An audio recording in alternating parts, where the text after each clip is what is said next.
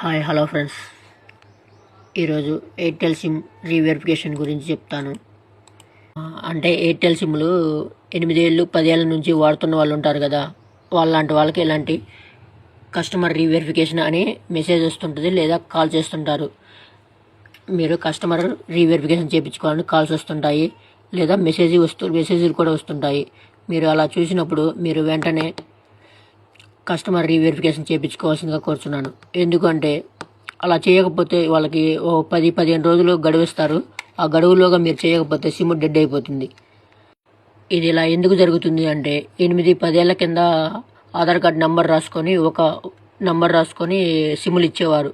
కానీ ఇప్పుడు సిస్టమ్ మారింది కదా, టెక్నాలజీ పెరిగే వరకల్లా ఆధార్ కార్డు లింక్ చేస్తున్నారు. కాబట్టి ఆధార్ కార్డు లింక్ చేయించుకుంటేనే సిమ్ పనిచేస్తుంది, లేదంటే డెడ్ అయిపోతుంది.